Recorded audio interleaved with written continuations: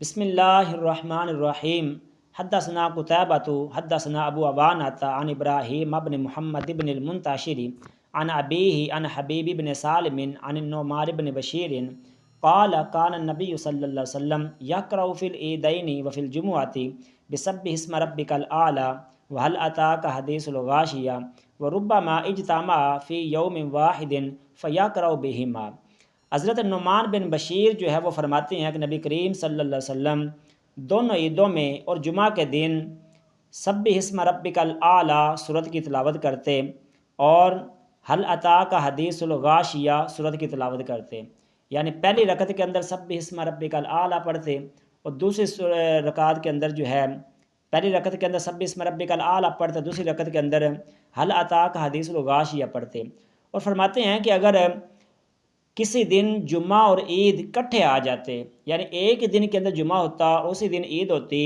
تو یہی جو دو صورتیں ہیں سبح اسم ربک الاعلیٰ پہلی رکعت کے اندر پڑھتے اور هل اتاک حدیث الغاشیہ دوسری رکعت کے اندر پڑھتے۔ تو یہ حدیث مبارکہ ہے، یہ سنت یہ ہے کہ بندہ کیا کرے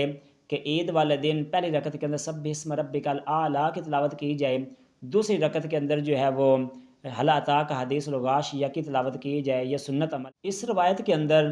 سبح اسم ربک الاعلیٰ کا ذکر ہے اور هل اتاک حدیث الغاشیہ کا ذکر ہے۔ جو آگے والی حدیث مبارکہ ہے اس کے اندر بھی آتا ہے حدثنا اسحاق بن موسیٰ الانصاری حدثنا معن بن عیسیٰ حدثنا مالک عن دامرۃ بن سعید المازنی عن عبید اللہ بن عبد اللہ بن عتبہ ان عمر بن الخطاب سأل ابا واقد اللیثی ما کان رسول اللہ صلی اللہ علیہ وسلم یقرأ به فی الفطر والاضحى قال کان یقرأ بقاف والقرآن المجید واقتربت الساعة وانشق القمر۔ پوچھا کہ ما کان رسول اللہ صلی اللہ علیہ وسلم یقرأ، کہ نبی کریم صلی اللہ علیہ وسلم کس چیز کی تلاوت کرتے تھے، فی الفطر عید الفطر کے دن اور عید الاضحیٰ کے دن، قال انہوں نے کہا کان یقرأ کہ وہ سورہ قاف کی تلاوت کرتے تھے اور اقتربت الساعة وانشق القمر کی تلاوت کرتے تھے، یعنی بعض اوقات نبی کریم صلی اللہ علیہ وسلم عید کے دن سبح اسم ربک الاعلیٰ پہلی رکعت کے اندر پڑھتے، دوسری رکعت کے اندر هل اتاک حدیث الغاشیہ پڑھتے، اور بعض اوقات کیا کرتے کہ پہلی رکعت کے اندر سورہ قاف پڑھتے، قاف والقرآن المجید سے شروع کرتے، اور دوسری رکعت کے اندر اقتربت الساعة وانشق القمر جو ہے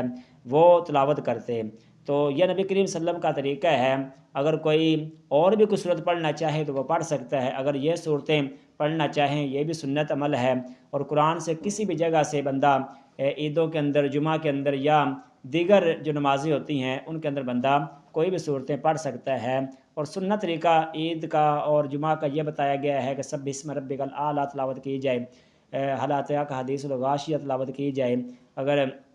کوئی اور صورتیں میں تلاوت کی جائے وہ بھی سنت ہی ہے، لیکن اس کے بارے میں جو حدیث مبارکہ آئی ہیں ان پر بھی عمل کر لیا جائے تو یہ بہتر ہے۔ اللہ تعالیٰ عمل کرنے کی توفیق عطا فرمائے۔ والسلام۔